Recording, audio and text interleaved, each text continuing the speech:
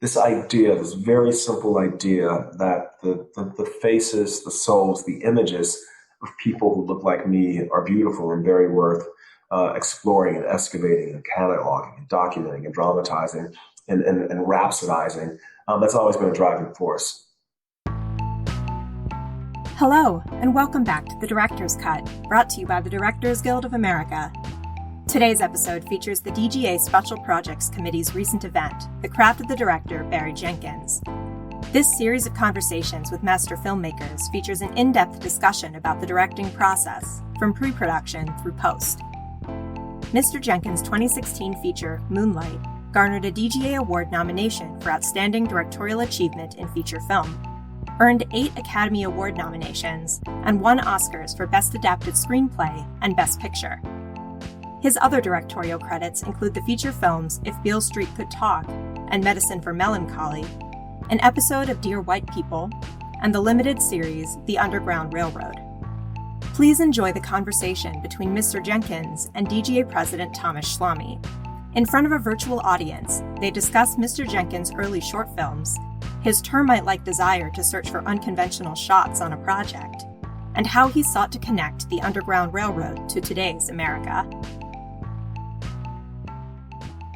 So before we start, though, I just want to be a little effusive, and then I promise I'll step away from that, and I won't embarrass you too much. But it's been an enormous pleasure the last couple of weeks to be sort of living in your work and sort of really revisiting that I knew, which was Moonlight and Beale Street. But then having the enormous good fortune to experience Underground Railroad. And I really mean good fortune. As difficult as it was sometimes, I just feel enormously blessed that I had that experience, and I hope everyone else does too. We're going to talk quite a bit about it, so I hope there's not a lot of spoilers in there, but many of these people I think have already seen it. But I also got to visit, and experience your first film, Medicine for Melancholy, and as well as I called you in your office to get a bunch of shorts that you had made. And so I went back and I looked at those shorts. And after I looked at everything, I just came away with this enormous awe of the profound ability you have as a storyteller and the stories that you're telling, but also of the craft that you're able to use to help facilitate tell those stories is kind of unbelievable. And what I realized is even your themes, the themes of loneliness, the themes of love, the parental love, sensual love, romantic love, the lack of it, the abundance of it, identity, racial injustice, and for me also, correcting the American cultural history. Mm. What I realized is all of those things were operating in these first films that you were making. And so was a lot of the craft. And so I started to think of Underground Railroad as this massive hologram of sort of everything that you've done is sort of in this 10-hour film that you've made. But like any great hologram, if you drop them and they crack, each piece has all of the information as the large hologram. Mm-hmm. And so to me, that's where I'd like to start. I'd like to go back and look at those some of those early pieces, but more than that, we'll spend most of this time on craft. But craft is only as good. It's not the technology that you use; it's the person who uses the technology. Mm-hmm. So I know something about your childhood. Most of us saw Moonlight and know that at least in the first section of Moonlight, that's a lot of experiences that you had along with the playwright. So it was clearly a difficult childhood, and that was. Or a hard one, at least. But I'd like to go to like this moment in time for most of us around 17, where you're about to graduate from high school. You're sort of seeing the horizon line and trying to figure out where I'm supposed to go and how do I fit in here? Do I go off to school? What do I study? Who am I? And who am I going to be? I'd love just to find out where you were at those moments, what you were seeing and what you were feeling, to get to the point where you're on the set of My Josephine. I was, like you said, thank you for a wonderful introduction. I don't know if chocolate people can blush, but I was blushing quite a bit there. Um, yeah, as you said, I grew up in the same world as the character Little of Moonlight. Many of those places and spaces are the places and spaces that Terrell Alvin McCraney, the playwright, and I grew up in. And so it was, but yeah, you always you have a way of contextualizing your condition, and children are very resilient. And so you're right. It didn't seem extreme or difficult to me at the time. It kind of just was. And I remember I was in high school. All of my friends were playing football, and so I played football. They were running track, so I ran track. I was actually pretty decent at it. I went to the state. Both track and football? I was better at track than I was at football, only because the football players I played with were guys who went on to the NFL. There were three running backs on my high school football team. Two of them made it to the NFL. The other one is talking to you. That's how good the damn program was. But I remember between junior and senior year, I realized, oh, I think I have to go to college somehow. And this guidance counselor named Miss Pamela Strozier, she pulled me aside and sat me down and said, hey, you're not eating lunch today. You're going to fill out these forms. And so I applied to all the state schools. And I'm not the first person in my family to go to college. I was the second. My sister, who was 10 years ahead of me, she went to a very small college called Florida Memorial College, an HBCU in South Florida. And I just couldn't afford to go anywhere except the big state school. So I applied to the University of Florida and Florida State. And I got into the University of Florida. And I thought, oh, yeah, maybe I'll go and walk onto the football team at the University of Florida, which was never going to happen. But I went through my senior year. I regressed as an athlete. People I was better than as a junior were now better than me as a senior. I thought, oh, that's because I'm still 5'8" and they're now 6'1". I should probably give this up. But I took a visit with some of my friends, some of my homeboys went to Tallahassee to visit Florida State. And it just felt like family. And it's interesting because so much of my life and my career has revolved around not necessarily choosing people based on skill or skill I didn't know of at the time, but based on status. It's always on vibe. Nicholas Bertel and I are kind of joined at the hip right now, but famously, when I first agreed to work with him, I never heard any piece of music he had composed. It was just a really great vibe. Same thing with Tallahassee. Even though I grew up a diehard University of Florida Gators fan, I decided to go to Tallahassee and go to Florida State just because the vibe with my friends was better. And then, of course, after about 3 years of being there, because we all were athletes in high school, we knew some of the guys on the football team, and they had a very fancy cafeteria that was in the stadium where anybody could eat, but nobody knew about it. So only they ate there. So we would go and eat where the athletes ate in the stadium. And thankfully, Tommy won't be having this conversation, but the Florida State Film School is also in the football stadium. So I kept walking by this sign that said film school. And then one day I thought, I like movies. And I was in the creative writing program at that time. I was like, oh, maybe I can write screenplays. And I applied, and they only admit 30 kids a year. And yet somehow, I think through my work in the creative writing department, I got in. And then a year and a half later, I was standing on that set making my Josephine. So it was a really strange way of stumbling into it. And it wasn't until I was on that set and we were making that film, and it's crazy because you talk about the Underground Railroad. I was on that set. Adela Romansky was on that set, producer of the Underground Railroad. Mark Sarak was on that set, producer of the Underground Railroad. Joy McMillan was the production designer. She's the editor on the Underground Railroad. And James Laxton was the DP. I never could have written a path from my high school to those folks and to that set. And yet there I was. So fine dining actually is what got you into filmmaking. It's funny too, because after Moonlight had its award season, we got invited back to Tallahassee, and I went back to that cafeteria, and no shade to Florida State or the athlete dining hall, but I was like, this is what we were so obsessed with. It's all carbs, man. It was all carbs.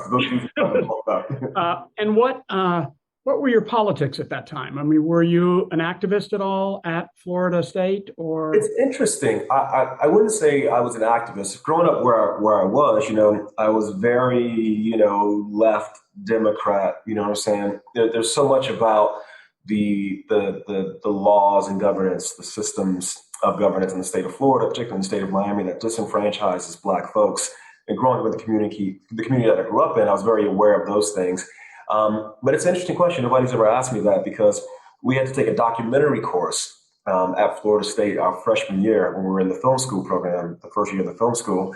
And myself and a guy named Justin Barber did make a documentary because, man, the youth, I love them.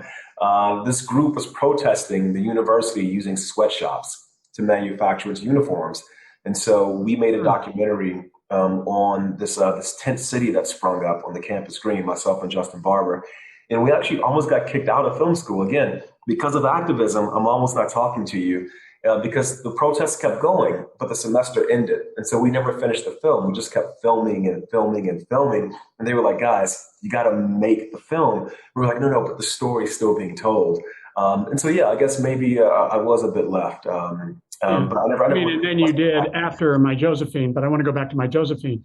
You did Little Brown Boy too, right? I did. That was a pretty powerful piece. I mean, thank you. You know, when I was in film school, I remember the first semester in film school, 9/11 happened. And it was wild. I know exactly what I was doing and where I was sitting when that began. I was in a camera and lighting class, and the professor walked out and they came in a daze, and he was just like, everybody go home. And I remember that feeling.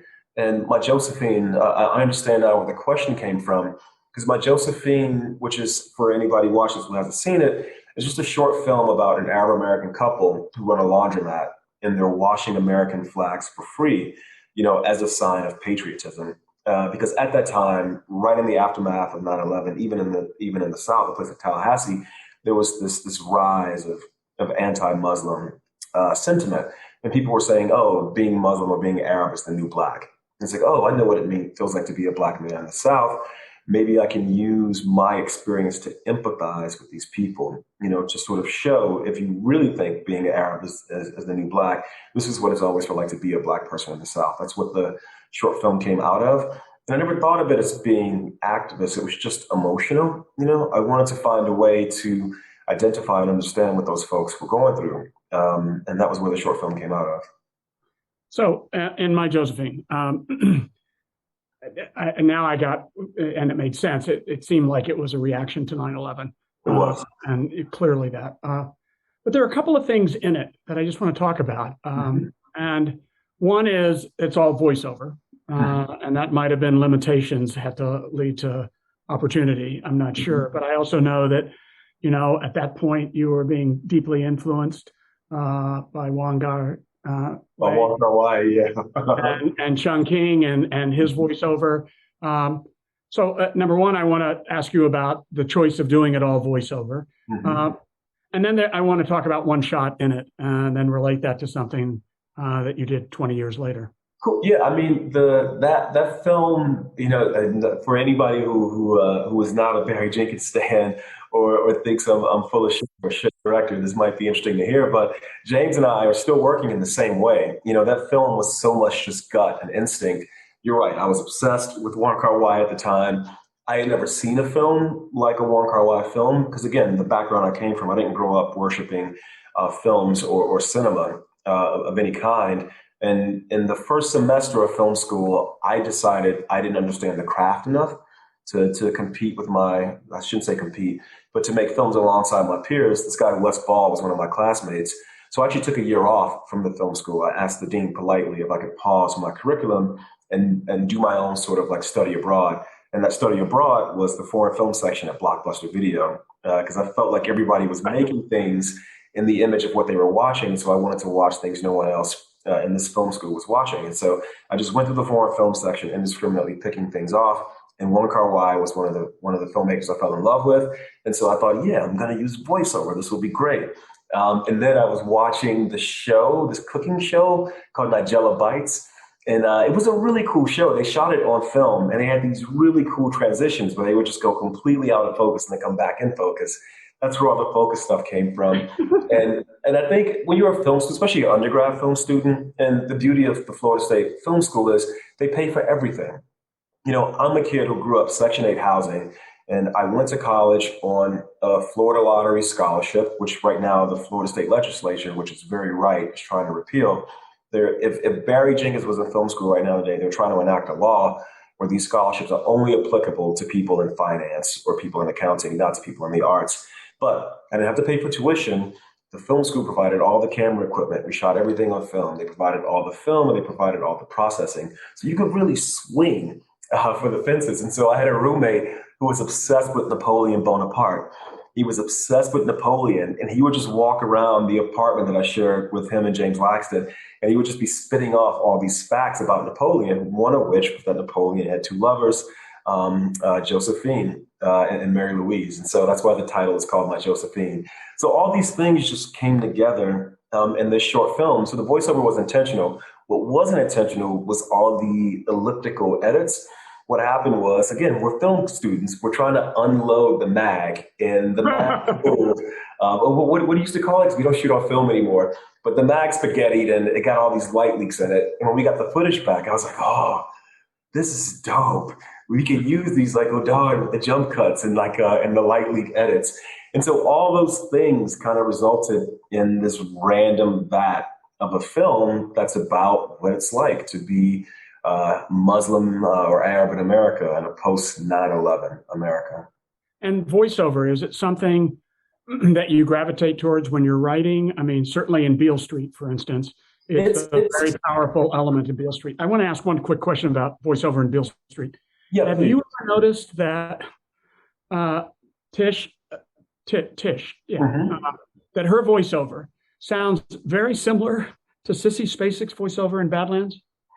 I have not, and that was certainly not intentional. Not intentional. But it's the innocence of a child. I mean, of a young person's voiceover. It's a really, listen to Badlands, you'll go, oh. It is not intentional. And again, I get accused of ripping off Malik enough. I got to say, it's not intentional. Kiki and Tish are speaking the voice of Baldwin there. And I think because it was Baldwin, I felt comfortable relying on voiceover. I wanted his text is so powerful. I wanted the text to reach the screen intact. And so having her recite his words felt like the most direct way to do that. With the Underground Railroad, I didn't want voiceover.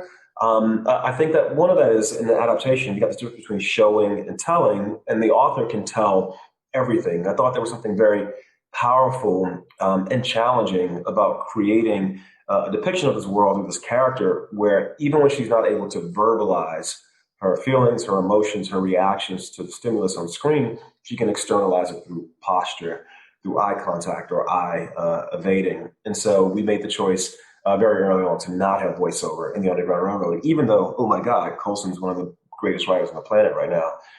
But I didn't want to use it there. So it was interesting because when I was watching it at the very beginning, that opening, there is a little voiceover moment. Just one line, and it's right at the beginning. So I thought, oh, this is we're going to have Cora's voiceover talk about her mother. And sometimes because when I was in film school, I was taught very diligently if you're going to have voiceover, it's got to be in the first minute. Or if you're going to have this, it's got to be in the first minute. Sometimes you evolve and you go, oh, well, let me run this thing counter to expectations. We have this one line in the first minute, and then there's not a single line of voiceover for the next 9 hours and 59 minutes. So the other thing in My Josephine, and relatable to later, but was there's one shot in My Josephine, and I'd love to hear about how you and James sort of did this. And usually in a student film, and certainly a first student film, there's a lot of very bold choices sometimes being made. And sometimes those choices are fantastic that they made them, but they're glaringly a bold choice. But you actually made what I thought to be a very bold choice in that film by having a point of view from inside of a washing machine.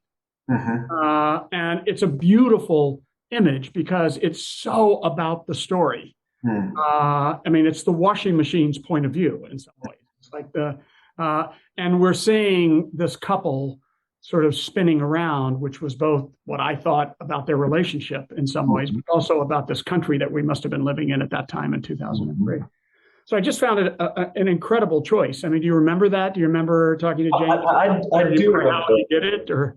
I do remember, and in the foreground of that shot are these flags that they're washing free, the Atlantic tenants. I do remember, and again, we're still operating the same way. So maybe we're still film students, we're undergrads, and our work is shit, or is sophomoric. But I'm a sponge, man. And I was so overwhelmed by the craft of filmmaking when I began. I mean, I left that film school with my tail between my legs after that first semester because a kid like Wes, and Wes and I are still friends. This is nothing against Wes, but he was so brilliant.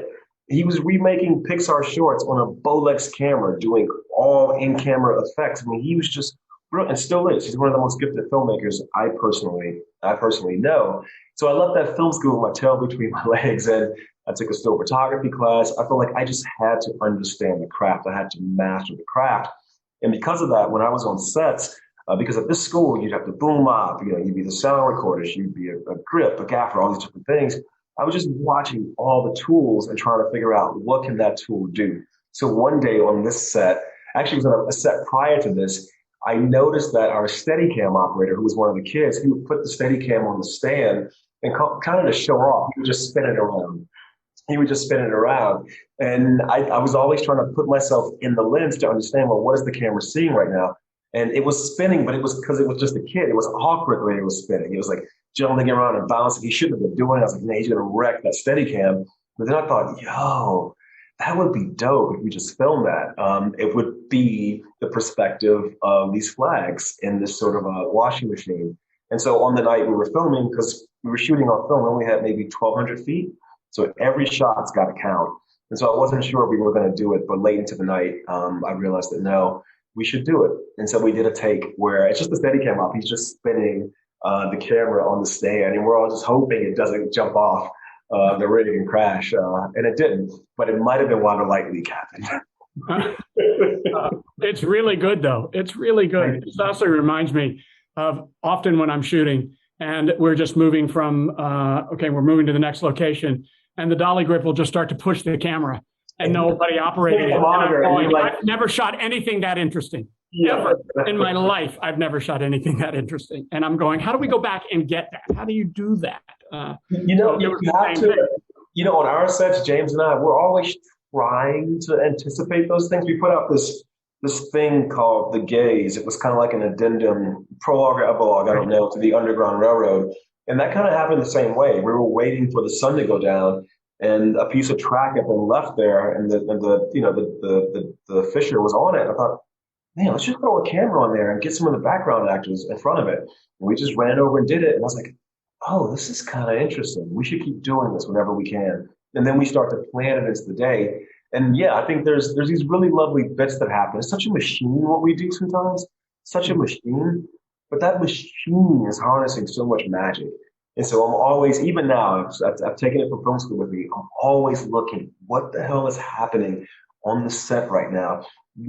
Every time I see a Steadicam sitting on the rig, I'm like, what is it looking at? In Moonlight, there are these flashes between the chapters, these red and blue lights. That's because, we're filming in Miami, and so it rains a lot, or something's happening. I would see the AC put the slate right up against the lens to cover it, and the time code would be ticking. And that close to lens, it just looks like this almost phantasmagoric sort of image, but it's literally time code. This time is slipping. And so I walked over one day, and don't get me in trouble with the guild. I just pressed the button. It's 600 that's going to be upset with you, not us. Exactly. And then whenever the AC would put it up in front of the lens, James knew we would just run off a few frames. And we were in the edit. I thought, oh, can we look up this thing? And that was like, what? It's like, oh, we got this thing. It's like time code out of focus. And we actually put it in between the chapters. Just little like that is where the fun happens. But I think that goes to who you are, Barry, obviously, which is that you're that open to allowing these experiences. It's a little bit goes to the vibe idea and a few of the other things that we're going to talk about. So I'm going to jump to just, since we're talking about James, well, actually, one of the things I want to talk about is the point of view, to jump to Underground Railroad and talk a little bit about the point of view in episode 1 and the point of view of, it's Big Anthony, I think Big Anthony is the gentleman's name, and how you came up with that and what you were trying to say with it. It is so enormously powerful and both stunning when you see it, and startling. But I think is where I've heard you talk about, how do you still show somebody's dignity under the absolute horror of what he has to go through? Hmm. Part of it came out of, and what Tommy's referencing is the sequence, near two-thirds of the way through the pilot episode where this character, Big Anthony, is hung by his wrist, whipped and then burned alive, which is taken from the book, and also in my research is taken from actual history, and even from growing up and just seeing images from the Jim Crow South, often of these groups of white partygoers who were standing beneath a tree looking directly at the camera, and one of my ancestors is burned in effigy in the background and hanging. And for the character in the book and in the show, it's a catalyst. The main character of the show, Cora, has kind of given up on many things. She's lost faith in this idea of a good life, of a life, period, either through the abandonment by her mother that she feels, or just through being born into the condition of American slavery. And so I felt like it was important to show this very extreme act because it's the catalyst that makes her decide, you know what, I can't give up, this is too much. And yet I wanted to find a way to unearth something in the image that would be additive to the experience of witnessing one of these acts. And one of those ways was to give this character, Big Anthony, voice. Typically, when we see these events in a show or a movie dealing with the subject matter, the person is only responding to acute trauma. They're either yelling out in pain or they're begging for their life. And I thought, no, this guy has full possession of himself. And so he's going to, one, address the people like himself who were forced to witness, the enslaved, and say, I think he says, no more masters, no more slaves to them. And then he says directly to Randall, the plantation owner and brutalizer, God damn you, God damns you. But then I wanted to go even one step beyond that. I thought it was, they say you should walk a mile in someone's shoes.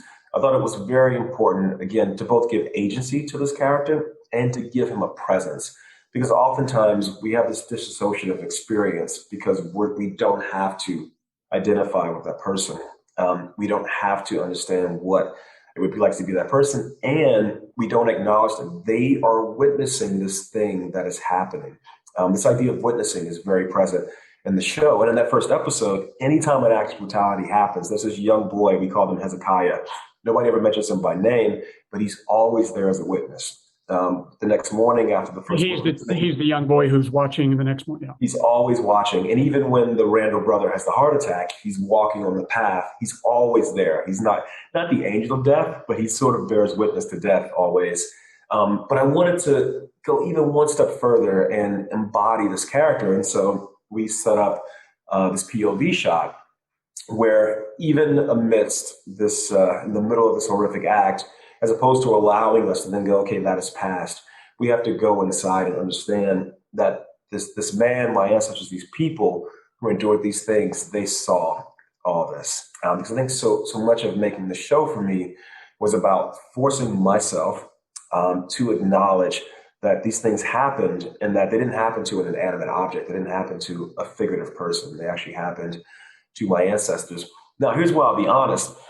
Sometimes these images, I'm straining to take them to this place where I think they have something to say that's beyond the literal. And then you run up against the logistics of making a film or making a TV show. 116 days, you're doing 6 pages a day. There's only so much you can figure out. Because what I wanted to do was, you oftentimes notice the camera sometimes it's almost like up and away from people. It's almost like in this disembodied, dissociative state. To me, that was the effect trauma can have on a person, on a human being. So I wanted to take that POV and then have it rise and have it just float above and just sort of like just really bear witness to all these things.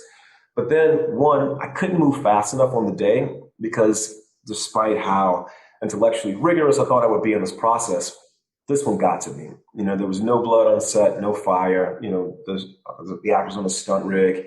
And yet this one got to me because we were in the state of Georgia.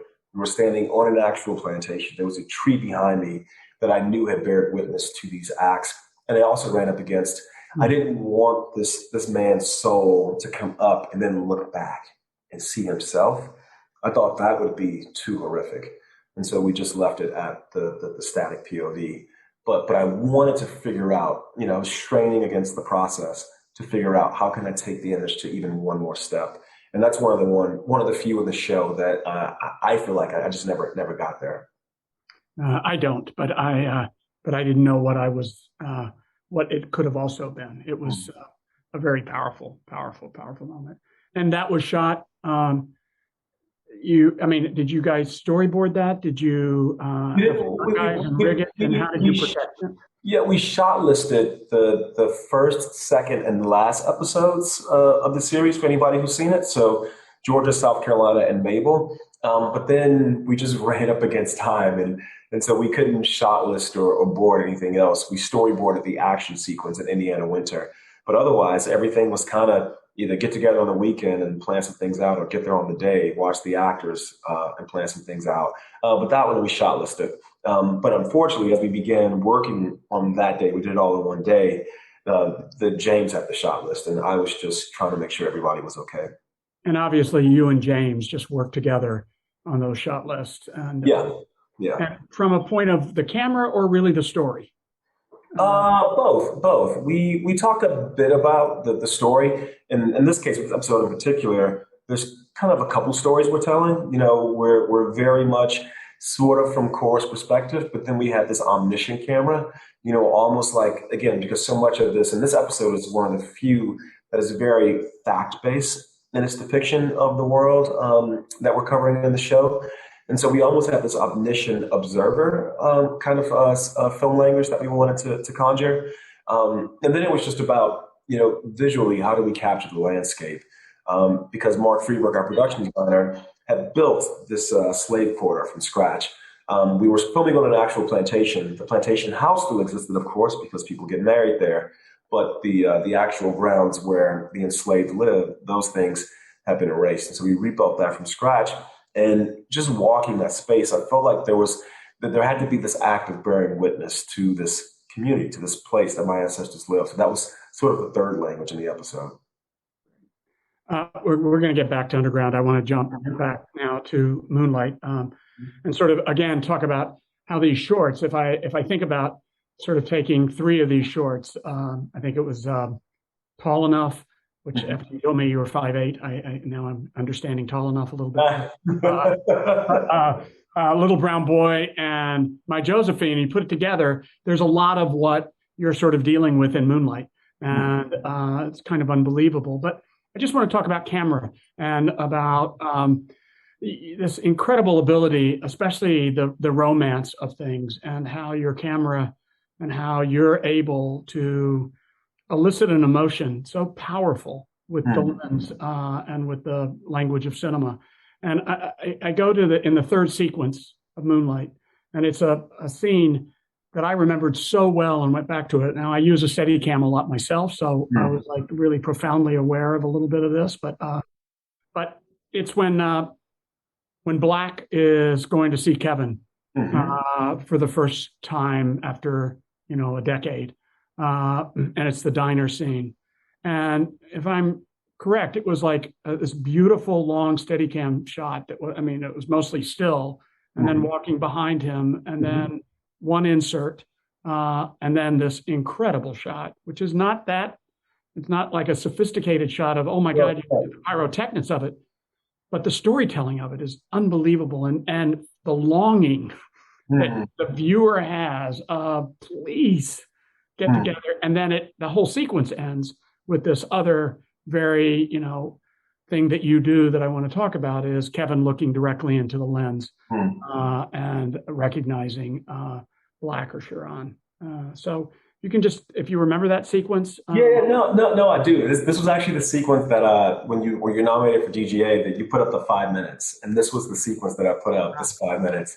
One, because not a lot happens in it. It's difference between plot and story. It's a very big story moment for the show, for the film. But it was something deliberate. We were building this character over the course of these 3 moments in his life. And in the first chapter, we cover maybe a couple weeks, in the second chapter, we cover maybe a week. And in the third chapter, we cover a couple days.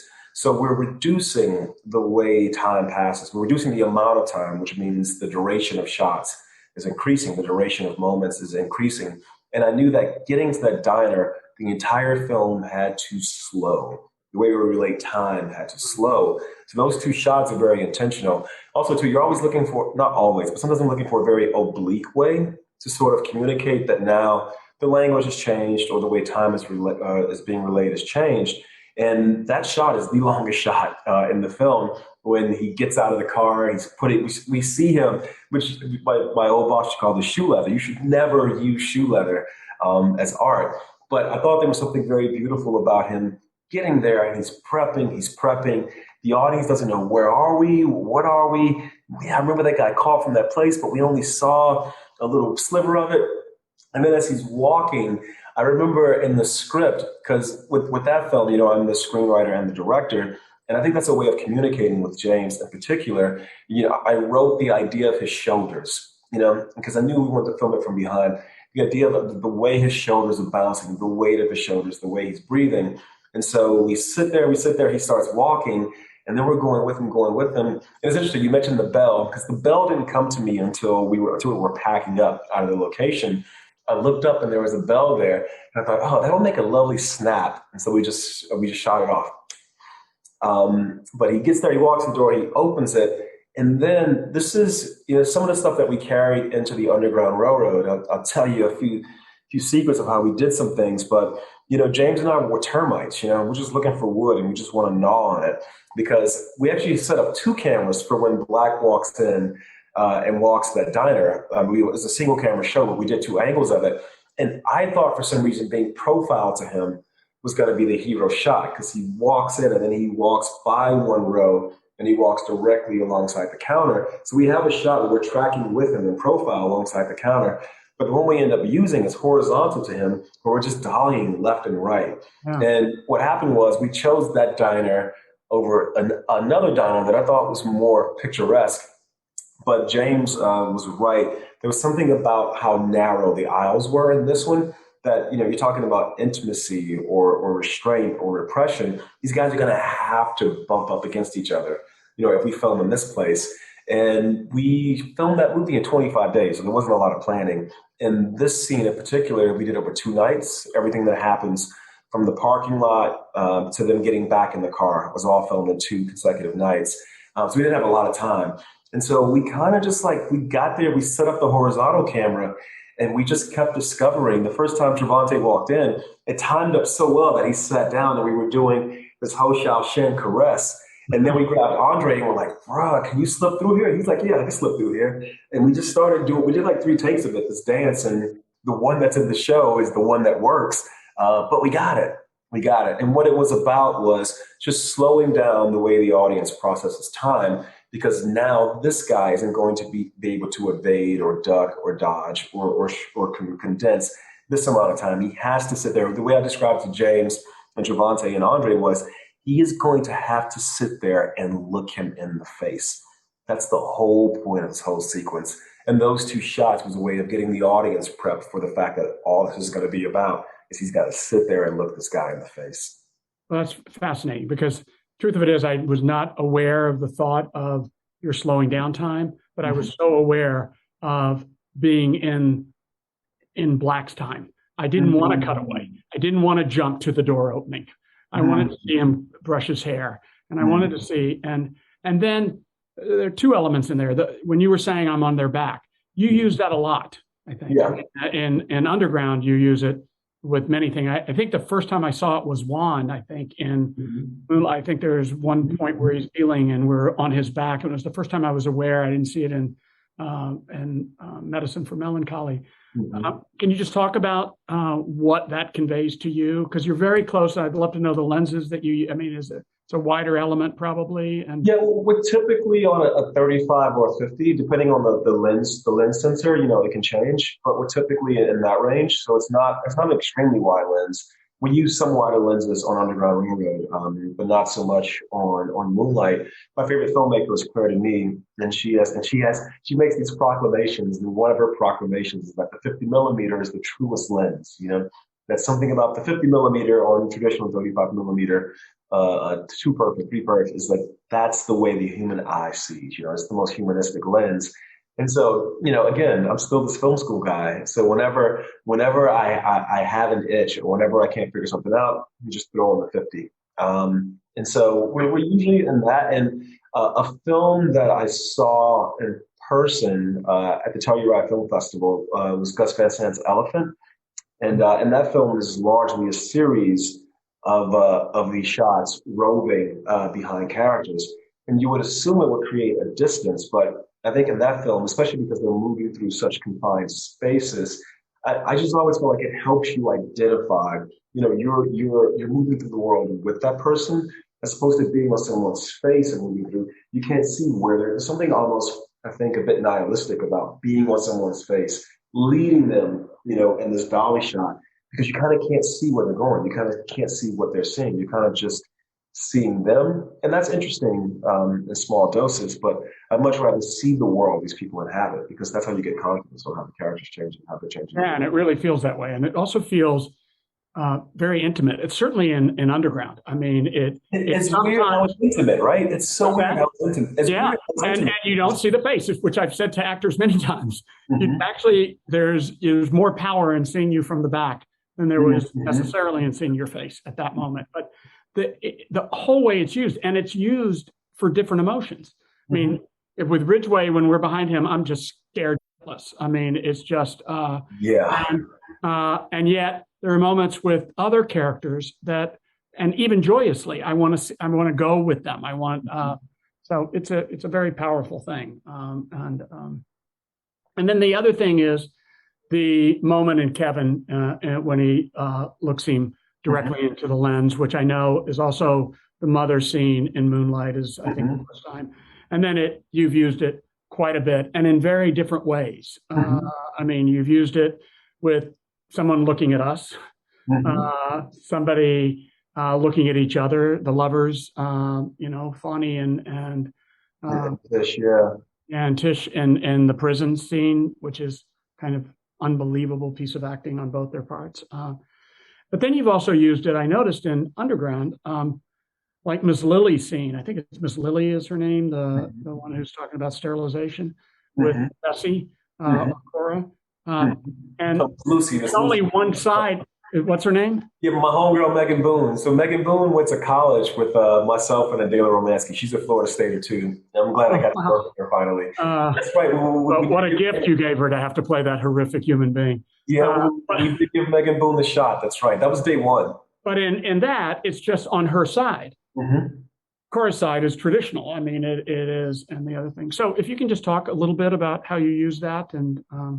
Yeah, it's interesting too. You talk about My Josephine. I thought we didn't start doing this until after Medicine for Melancholy, but there is a shot in My Josephine where Adela is sitting at the register and the camera just very slowly pushes in on her. She's making this origami and she sets it down on the counter. I forgot that we had done it in that film, but when they told me you were watching it, I decided I should watch it as well.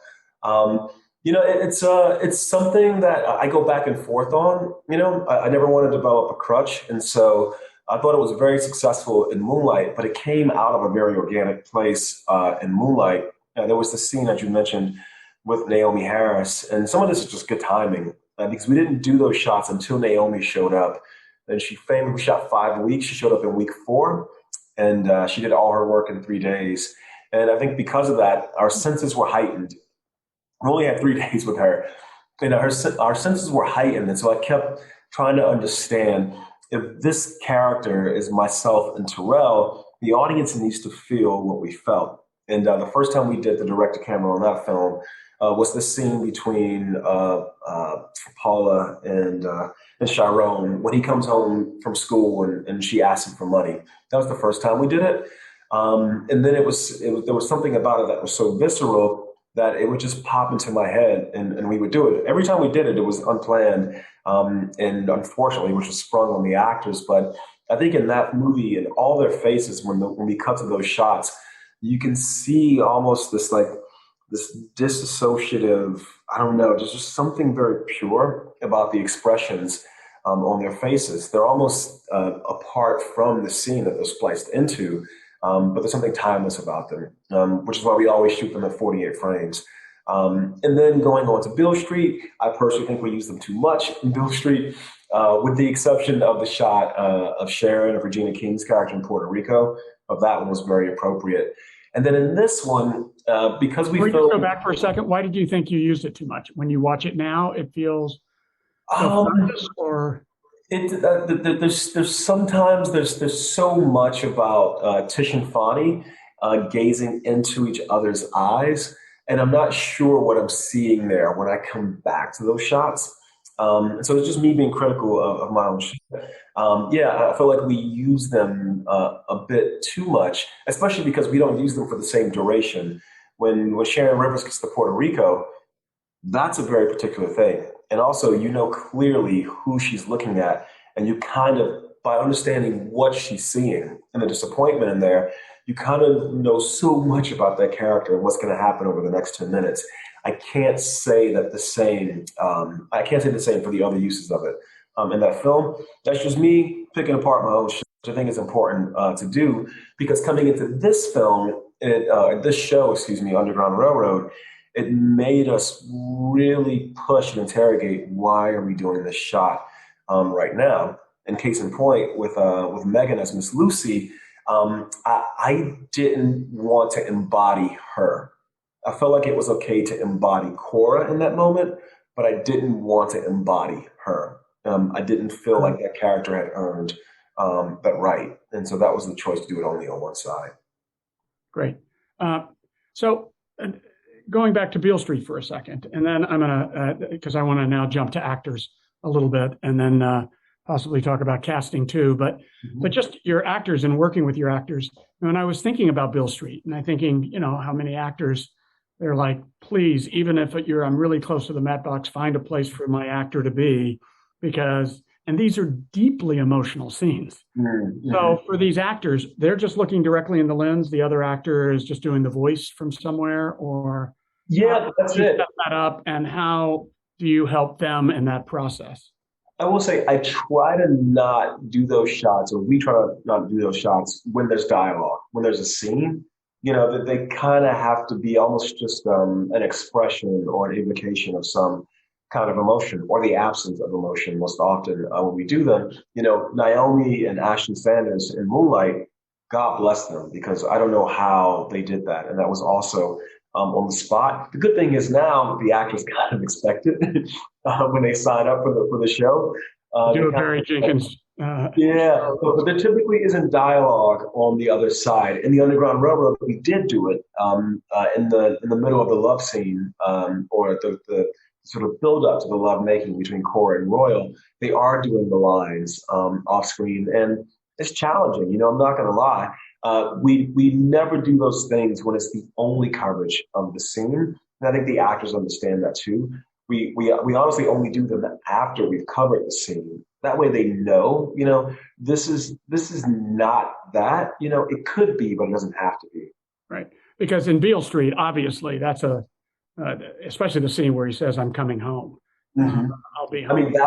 That's a heavy dialogue scene between them that I kept thinking, is he saying that to a camera? No, so that's the only time that we use the Interrotron. We use the setup that my man. Why am I blanking? It's been a long day. I've been talking all day. Documentary filmmaker. Somebody in the chat box knows who I'm talking about. James actually was a loader for him on one of some of the commercials, and so James got to understand how you build the Interrotron. So they can see each other, and they're not directly across from one another, but they are speaking directly to the lens. That's the only time we brought in the Interrotron. Great. So let's go to casting for a second, and the actors that you work with and the incredible performances that you get. Francine Maisler is a dear friend of mine and somebody I've worked with before, and I called Francine because I knew she did Underground with you, and I was like, so tell me about Barry. And she went, he's just a genius. It has nothing to do with me. He's the genius. And I went, well, that doesn't help me in an interview format. But I would love to hear your process, because so many of your main actors it's not like they're the most verbal characters in the world. And so much is expressed, which is the truth of cinema anyway. So much is expressed, in silence and in their faces. And some faces hold and some faces don't. I never quite know what that is. Somehow you do. And maybe it goes to the thing you said at the very beginning, which is it's just a vibe. It's Yeah. just something that I get. So does that translate in casting also for you? It does. Again, so much of this goes back to just being a film student and having that first experience where the process, the craft seemed beyond me, and then doing whatever I could to create my own course and catch up. One of the books I read at that time was Walter Murch's In the Blink of an Eye. Yeah. And there's something about just this very concrete philosophy about the connection between the audience and the character or the actor that is broken, with these blinks. This idea of eye contact, the eyes being the window into the soul, that's always stayed with me. Part of it because growing up, I remember just being always this kind of silent observer in my own life, but also understanding so much about people just by watching them and unfortunately by looking them in the eye. And so when I'm casting, you're right, I was just looking for this kind of like eye vibe. And sometimes that vibe is enough. Sheila Atim, who plays Mabel in the show, never auditioned for the part because we didn't have sides. That was one of the few episodes that we didn't have written. As we began or as we got close to production, because it was like the second episode to shoot. But the vibe was so clear. The vibe was so clear, and just something about our conversation. I was like, you know what, this is going to work. And part of that too is building a set environment that's very open, and the word safe, of course, but where this sort of exploratory sort of energy is very present. And as the DGA, Liz Tan, our first AD, was amazing. I'm sorry to curse. She was amazing, amazing, amazing in helping create that space. And so when I'm casting, especially because, the DP is my best friend and the producers are my best friends and the editor, when she comes to set, is my best friend, I'm looking for people who can kind of slip into this community that we've built. That's almost as important as the technique, as the craft, as how gifted the actor is. Because I believe that, there's a threshold, I feel, like of performance. And I think everyone has like this floor. And so you get all these tapes in, and Francine's great. And you're only going to see people who have a certain floor. It's like, but where's the ceiling? And how is someone going to reach that ceiling? Is it technique, or is it vibe? Is it this communal sort of feeling? I know it sounds like a hippie right now, but it really is how these things happen. We bring people into these worlds we create, and they can become their best selves. They can give their best performance. Well, certainly Mabel. I can understand that actress being cast just from, she has the most extraordinary, powerful face, and the power of her body. It is kind of unbelievable what she projects. But equally as unbelievable is this young actress, Cora. So just tell me about how you ended up casting her, and then I just want to talk about two scenes with her. Yeah. Tuso, again, Franny. I can't call her Franny in public. She told me, she said, Barry calls me Franny. Yeah, Francine just cast a really wide net, and Tuso's tape came through. I watched it, and she just happened to be in the States for the first or second time, and Francine put us together. We got dinner. And again, just sitting across from this person, especially knowing that this character at the beginning of her journey doesn't have full possession of herself. And so she needs to express things as much through body language and through eye contact or eye evasion. And yet you still need to be able to understand what she's feeling, these things that she can't verbally express because of the condition of her time. The audience still needs to feel them. And also, too, it's not a book, and I'm not using the interior voice. So I need to be able to show these emotions that are beneath the surface. And it was just really clear that she could do it. We've been talking about Beale Street. Beale Street was in release while we were casting the show. And so Stefan James came in and did an audition with Tuso, and another young woman who was the runner-up for the part, really amazing young African-American actress who is going to be a major movie star very soon. And Tuso, in the room, she just did it, man. She just did it. And it was important to me to have someone who could communicate non-verbally, but also who could withstand 116 days of this.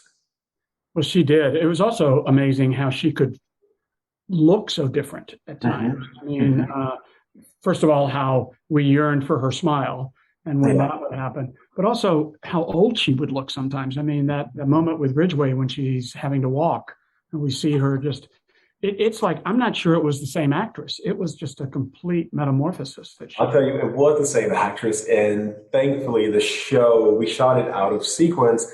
And thankfully, that's like kind of the worst part of the journey for her. And then she gets to Indiana and she's much more healthy and young looking because we shot the Tennessee episodes last. And so by then, the process had just worn all of us down. But well, that was a good, for her at least, that was a good thing. So the two scenes that I want to talk to you about with her, and I know these scenes have been brought up because they're unbelievable, both in how you shot it, but also the operator in these two scenes to me, which are the scene when Ridgway tells her about Lovey, and it's almost like he's provoked. I mean, I don't know if that was what it was, but by her bringing up the mother, and then Joel does an amazing moment in his silence. It looks like he just made a decision. I'm going to be as cruel as I possibly can in the most banal way possible. I'm just going to do this. And then there's that beautiful shot that you just stay.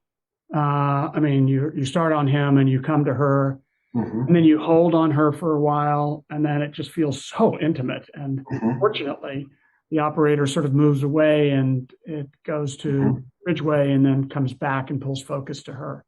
Is that designed that way, or is that a 3-character piece? In other words, that the Steadicam operator is in that scene also. The Steadicam operator is in that scene also, and our Steadicam operator on the show, this kid named Jared Morgan, who I nicknamed Possum, just because he was so good at just getting in and out of these moments with the actors. Again, it was a lot of show to shoot, and so we didn't have a lot of time to do things. And this was the day where we got backed up. We had a bit of an emergency on set when we were filming the big wide shot as the wagon train comes in and pulls to the side. So we did that first. And then it was just about, again, show versus tell. I knew at this point in the story, if there was going to be an act of brutality, we weren't going to cut to it. We weren't going to show it. We were going to allow Ridgway to do the telling. And you're right. He's using his voice. He's using this narration almost like a knife. He's just sticking in and kind of digging in the wound. And by that point, again, these are the last episodes that we filmed. Tuso and Joel were just like, they were just in. I mean, they were just in. And so after we got the wide, we did that first.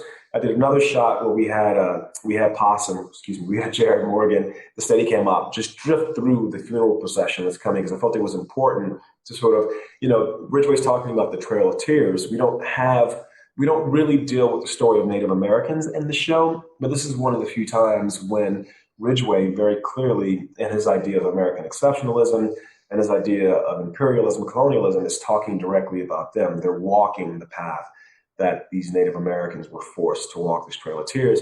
And yet we have this group of white settlers who have now been beaten by the land. They are walking back along the path. They are reversing course. So we did that. And then I knew, okay, cool, he's going to tell this story. And as we were blocking it, there's no blocking at all. He walks back over to the wagon, and then he's provoked. Because Cora in the book is very sassy with the internal voice. She's talking a lot throughout the book. She has a very strong voice. She doesn't get to externalize it very often. And this was a moment definitely. She does bite back. And that provokes him. He goes, oh, you think your words have power? How about these words? And it was really wonderful to know that I could trust Jared. I said, okay, cool. We'll maybe get 4 or 5 takes at it. For this one, start on Ridgway, hinge on him, and then just vibe with Tuso. Just vibe with her. And I was really adamant in the beginning, myself and James, we were adamant as we were breaking out the show. I wanted to, as opposed to cutting to new information, cutting to new shots, to be able to create new shots. Because I felt like the longer we could extend moments in time, I think the more the audience would, again, walk a mile in the shoes of the characters. I think there's also this artifice, going back to the Walter Murch, the blink of an eye. Whenever you create an incision, there's something less truthful about juxtaposing 2 pieces of time together. There's something very truthful. That for that moment, when Joel was telling that story, Tuso was reacting to that particular story. And so we just set, like you said, the three people in the scene. There's Joel, Tuso, and Jarrett Morgan, our operator. And we trusted him and he trusted us that, no, we don't need you to come back into the over. Just rock with her, just vibe with her. And there's a lot of shots in the show where it's just also his AC too. Yeah, his AC was this kid. Because when that pull of that focus back to her is so I will say, exactly at the right moment. So James and I are sitting often next to Warren, and we're kind of tapping him on the shoulder. We're tapping him on the shoulder, and it's kind of there's so many resources at play, and it's not a game. It's not a game, but when it's very fluid and elastic, it really can be. And everyone, just talking about that episode, well, you tell me, what's the next scene you want to talk about? Well, the other thing is Cora again. I mean, because I was also the depth of her emotion and hearing that story, it's as if it really did take place, that she didn't know by provoking him, he would go there. And just saying the name Lovey was, especially asking Homer, the whole thing. The other is Caesar in 9. And the Steadicam shot also. When, first of all, you go through the people, and it's the one time I think that we're in a POV that she walks into her own POV. Oh, that's 8. You're talking about 8, yes. Yeah, 8. Yeah, it's the railroad station. Yes, and then she goes to see Caesar on the tracks, and then it's that moment that they have together, where those beautiful lines. I wish I remembered exactly. The lines they say when they're dancing. She says, "How long is this? How long is it going to last? As long as you need. As long as you need. As long as you need." Which feels like a direction you've given actors before. It's okay as long as you need. Even though the light's about to go and you've got 5 more shots to do. To the detriment of the editors, yeah. Yeah. But that moment too, it's a 3-person scene again. It's just, you're kind of going around, but then he just uses his massive shoulder to come back to her. And it's just a sort of a beautiful choreographed, very, very simple shot. But emotionally so absolutely connected to what she's doing. And again, those tears are these tears of longing and joy. And the other tears were these tears of enormous pain and guilt. That one kind of, because that was very early in production. It actually was a different operator. Jared hadn't joined the show at that point. I forget the other guy's name, was with us for the first couple of weeks. But that was just an act of necessity. It was one of the few things that we shot way out of sequence, because that location is also where all the underground tunnels are built. It was at this rail museum that had a spinning platter where it would load on these trains. They have their own internal network of trains, because for good reasons you can't film on public commercial railways. So we found a private one at this rail museum in Savannah, Georgia. And so Mark Freeberg had built all these tunnels above ground that we would send trains through for our sets. North Carolina, Georgia, Tennessee, South Carolina, all those stations are right there. And yet I kept thinking, we got to do something with this platter. It's just too beautiful. We have to use it. And so Mark Freeberg gamed out, I think I can make, this is the arrival hall. And we got on the billboard here. I was like, okay, cool, great. And then Aaron Pierre, the actor, was only with us for, again, the first 3 episodes, the first 2, which is the first 2 we shot. And so we were losing him. And I thought, I've got to do something with this guy, because I can already tell he and Tuso are really bonding. I've got to do something with this guy. This is where being the showrunner comes in handy. And so I just scratch off the scene. She's there. She hears a voice. He's reciting words from the novelist's first novel, from Colson Whitehead's first novel, The Intuitionist, because it's about trains. And then she walks through this crowd of people, and there he is. And so I just scratched it off, wrote it down. We got there on the day. And then we had all these background extras, and we hadn't done, since day one, we hadn't done one of these direct to camera shots. And this is before we started doing the portraits in bulk. But there was something this idea of communal witnessing was already asserting itself. And so I thought, we're pushing through where everyone's looking at us, and then she steps on. And this is where, again, it was such an elastic process. We get there, and on the night, our gaffer, Kiva Knight, This is the logistics, everybody working together. Liz Todd, our first AD, is like, hey, we're getting into OT. It's really early in the production. We maybe don't want to go into OT. Do you still need all these background when they're dancing? James and Kiva, our gaffer, overhear this. And James goes, oh, what would be dope? What if we just couldn't see back there? What if all the lights fell off? Kiva had rigged up this whole ring of lights above. And we all went, oh, okay, cool. She walks out, we're behind her. Here's where the behind shot helps us. We're behind her. And then we cut around, boom, lights go out, nobody's there. And so Liz gets to wrap all the background extras.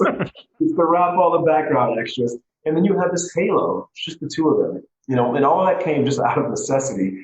And then we got out there, and once again, even with this guy, I think his name was Mike. I'm so sorry, brother. I'm blanking on your name. It was like 100 days versus 16 days, the first camera operator.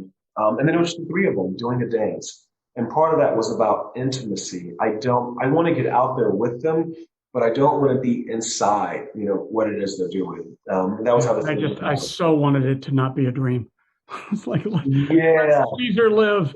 God, I love it. No. The crazy thing was then we had to figure out how to back into that 100 days later when we did the actual hub. And I had to keep it in the back of my head because we backed that scene on day like 18. And we didn't shoot her actually going into the hub until like maybe day 102.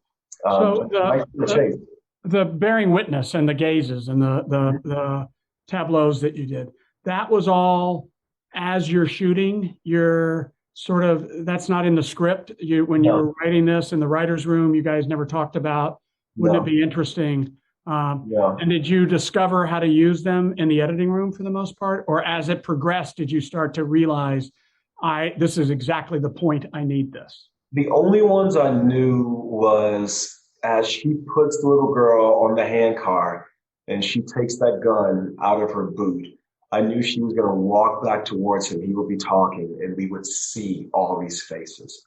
That I knew very early on. I just knew it. And we weren't going to film that to like the last third of the shoot. And so as we were collecting them, I knew we're gonna see. I kept saying all these faces. I didn't know how long the sequence would allow itself to be. But then the group shots, the first one we did was this one at the train station, but it kind of doesn't count because it's moving. It's not really a portrait. But we were in this cotton field, this massive cotton field that we were filming for the first episode. And we did that after we had bagged all the footage of that episode. We went to an exterior cotton field and filmed that.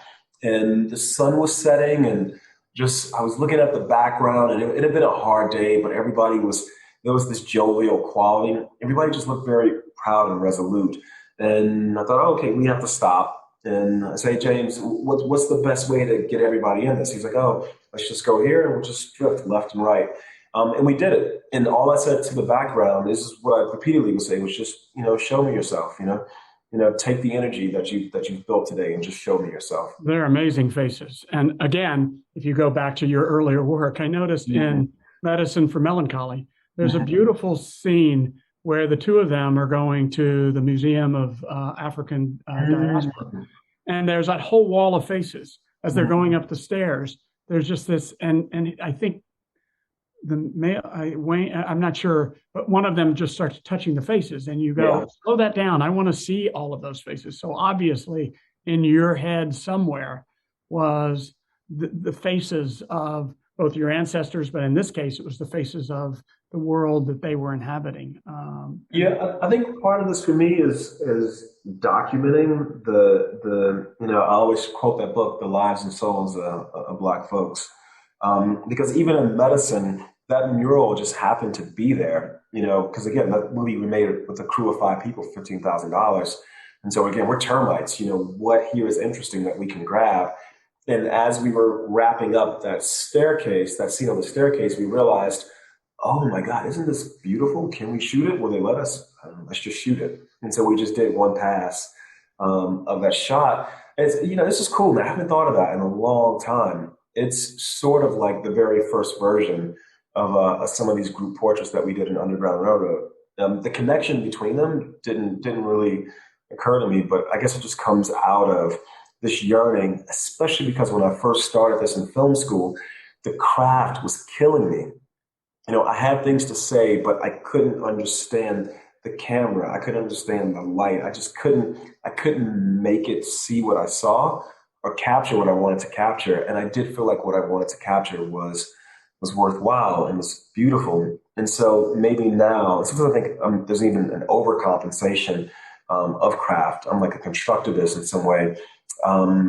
But this idea, this very simple idea that the faces, the souls, the images of people who look like me are beautiful and very worth exploring and excavating and cataloging and documenting and dramatizing and rhapsodizing.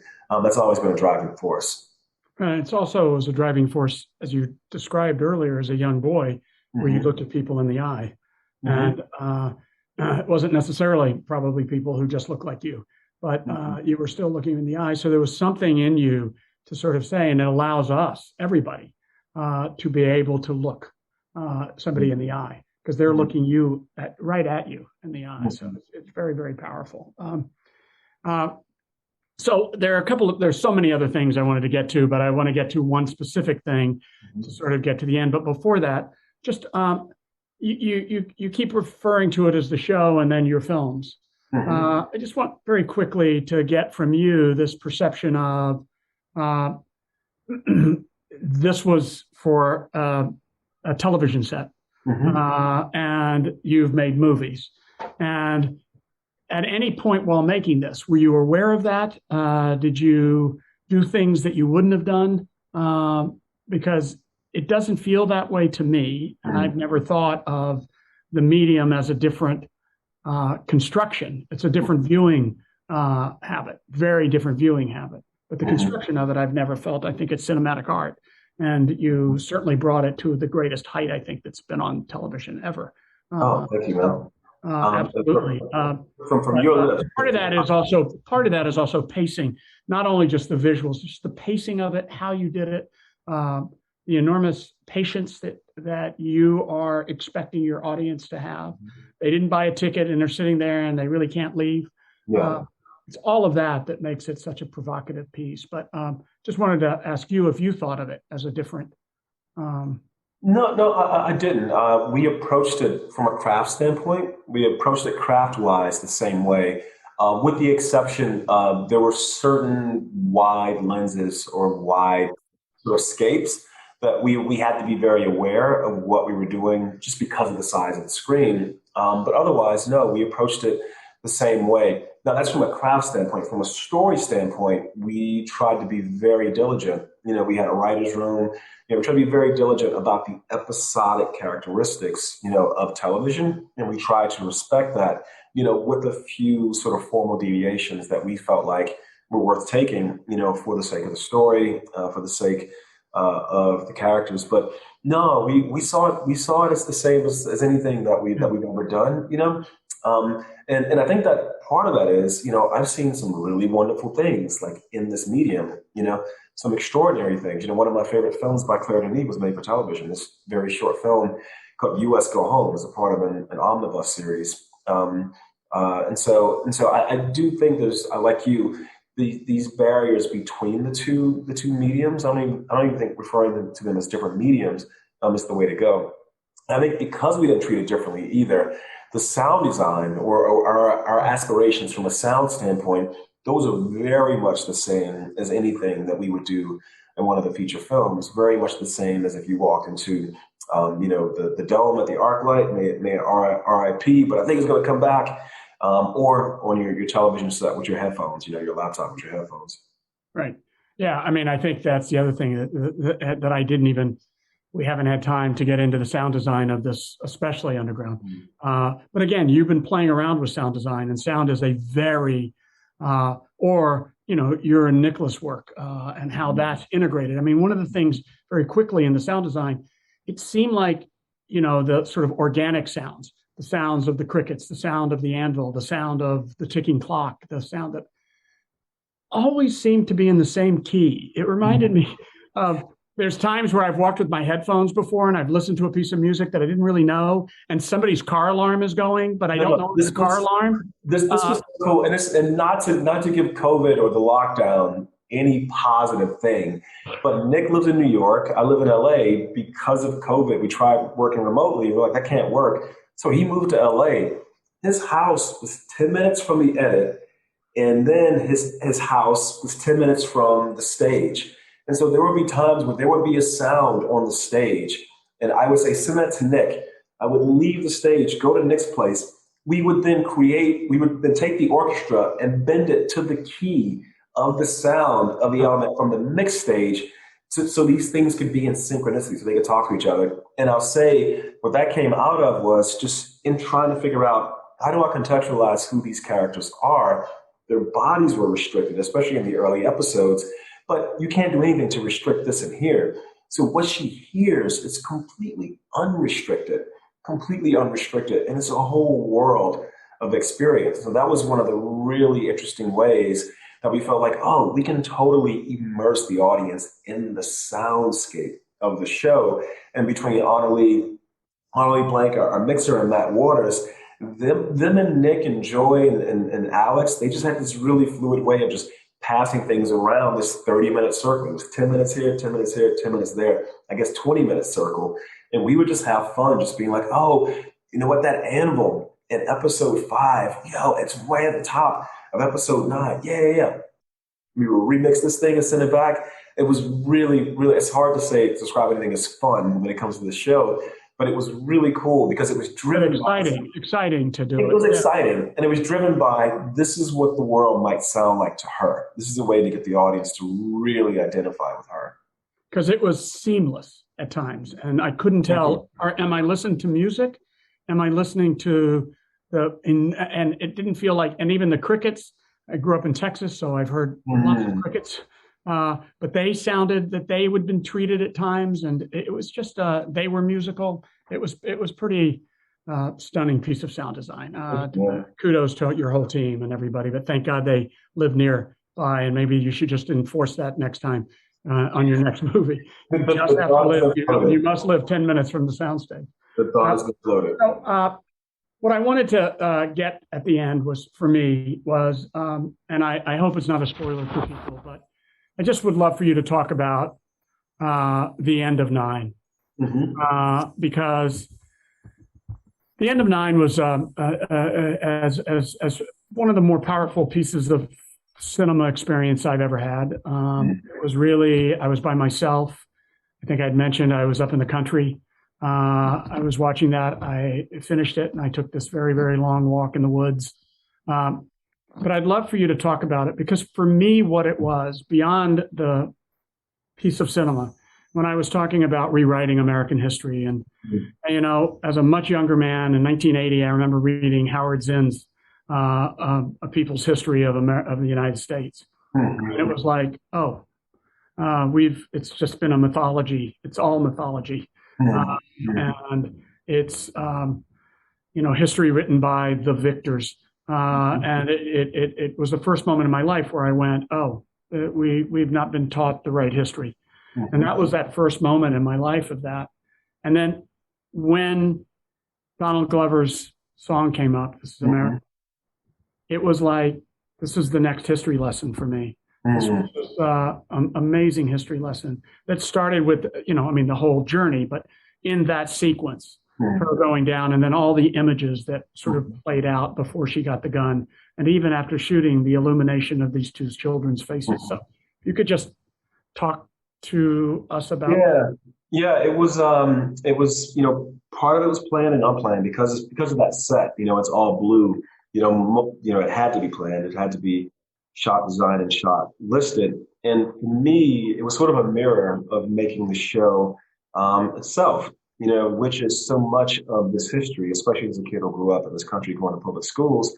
So much of this history has been written, has been delivered, has been framed through the prism of men like Ridgway, whether they were ruthless slave hunters or whether they were bigoted senators in the Jim Crow South. They have told us, what this history is. And this character, played so beautifully and heinously by Joe Edgerton, is just running at the mouth. He's just always constantly telling us, what this country is. And the more you hear a thing, it becomes almost a self-fulfilling prophecy. And if there's a void, of experience or a void of knowledge, whatever's pushed into that void can sometimes fill it, and sometimes by default become fact. And so it felt important to me to one, to show, to juxtapose these images against what these things this man is saying. And then as we were making the show, as we were editing the show, we just passed, 1 year to the day of the murder of George Floyd. And while we were editing the show, it was in the wake of the murder of George Floyd, and all these protests were happening. And there were people who were taking the score from our previous film, of Beale Street Could Talk, and they were using it in these montages of protests all over the country. The song that Nick had wrote for the score of Beale Street. And I thought, oh, isn't that odd? We made this music for this period piece, and now they're bringing it into this very contemporary context. And it kind of got the wheels turning. I was like, oh, it's kind of beautiful how this art can have this direct lineage, to these other times.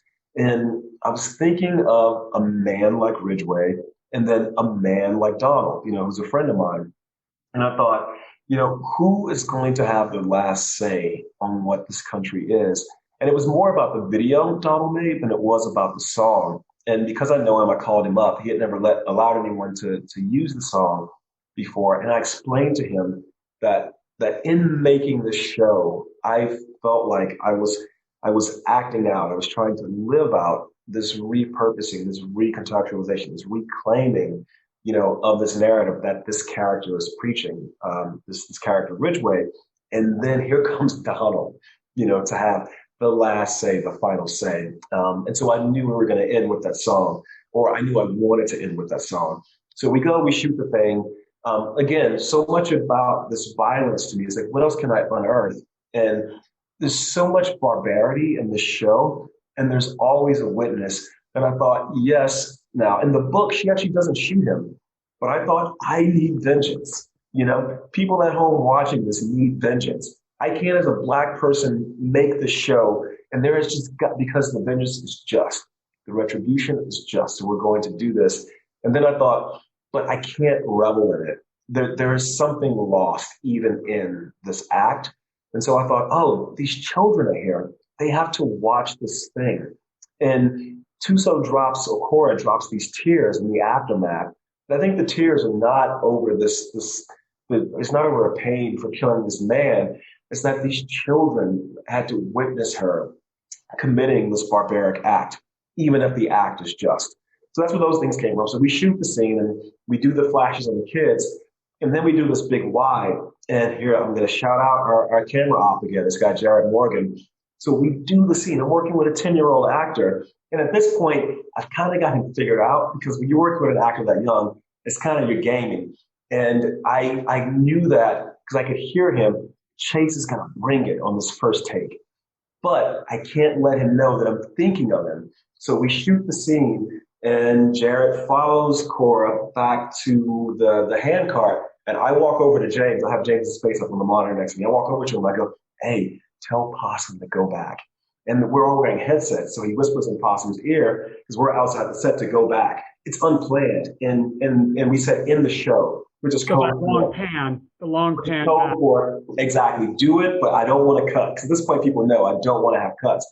And so he just very fluidly comes off her, and then he's just doing his walk. And Chase just keeps going. And I'm like, oh, yes. And he's floating, and he's floating, and he's floating. And I'm sitting in my chair, and I'm hearing, yeah. Oh, and I'm just willing this guy. I'm like, keep going. And he gets there. As Chase has got the tear, and it's real. I don't know if he thinks his buddy Joel is dead or what, but he's doing it. And that thing cresses. And in my head, I heard, this is America. And Tommy, and when I tell that story, I sometimes feel, I was watching this documentary on HBO about the first Black football players to integrate college football, and they integrate USC. And this guy's talking about being at this game. I think it's USC plays Alabama, and everybody in the stand is just yelling at this guy, and they're calling him all these names. And so he goes to return a kick, and he just runs through everybody. He takes this thing all the way back to the house. He's like the only Black player on the field. And this guy, 40 years later, is telling this story, and there's tears in his eyes. And he goes, there's never been a greater hate in my heart than in that moment. And I think that this act of vengeance, some small part of it feels that way for me. And yet for so long, we have not enacted these moments. And here's a work of fiction. And I did feel like this woman in the audience had to have this bit of satisfaction, because it's not about everyone. It's just about this particular guy. And that was how the ending of the episode came to be. Yeah. And it feels about this guy, that this guy does represent a whole lot of things that we all need to think about. And it's very, very powerful. And did you find a lot of the, like Valentine, the wife, and the Cottonfield image, and then that phenomenal image of everyone in the railroad station, their looks. Was that in the editing room as you were sort of putting this sequence together? It was in the editing room. I mean, I will say, as we were filming them, I kept saying in my head, we're going to have a collection of images. I'm just going to see as she's making that walk. And actually, kind of like my old commercial days, there's two edits in that walk where it's literally the same shot repeated twice. Because I was like, I need to extend the length of this walk. So there's one shot that appears, literally it's the same shot appears twice to extend the amount of time so we can get more faces. But no, it wasn't planned. We were at the train station, and we had finished the day, and we're just popping off all these individual portraits that make up the bulk of the gaze. And then I said to James, I think we need to do one in a group. And I was trying to scout out a place, and he tapped me. He said, look.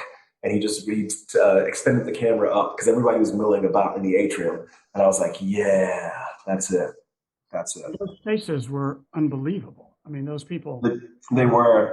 Shout out to our regional background casting. And a lot of those folks are our advisors. You know, there were these people who reenact Gettysburg in the Civil War, and they have all these costumes and muskets. There are also Black folks in the Deep South who preserve these traditions of my ancestors, and they are dotted throughout that group. So, yeah, really wonderful work by those folks. Well, there are so many things I could also talk about. We have used up our hour and a half, but and the enormous appreciation. I do want to end it with a quote that I want to read, but I'm also just so pleased that, Florida State put a dining hall in a football stadium. Yeah. And you would walk by and see those people. By the way, I played high school, so I'm not sure I had the same quality of players, but or coaches. Our coaches actually, and it's indicative of our job, because it seems like you call a lot of audibles. You have that, and that's why I was a quarterback. And actually, they hated the fact that I didn't do what they told me. But I saw something better in front of me. Well, that's where the magic happens, Tommy. That's where the magic happens. Well, that's clearly where your magic happens, and you clearly are someone who, I think, you work off other people's vibes, but I think so many people work off your vibes.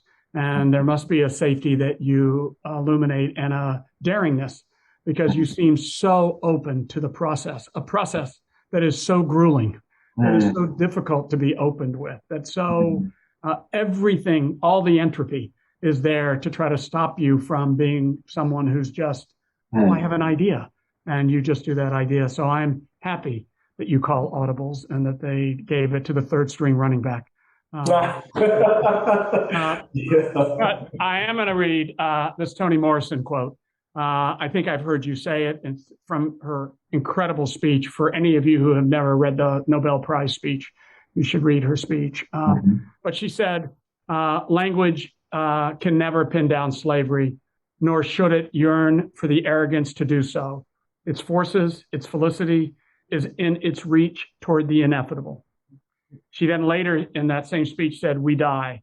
That may be the meaning of life, but we do language. That might be the measure of our lives. Yep. And I want to thank you, Barry, for using your language of cinema to reach for that is ineffable. And we are very fortunate to have you as a filmmaker on the horizon right now. And I can't wait to see what you do next. I know it's Lion King, but there'll be many after that. So, and I understand why Lion King. It's a fascinating thing that you're doing this, and I can't wait. And Thank you very, very much, Barry.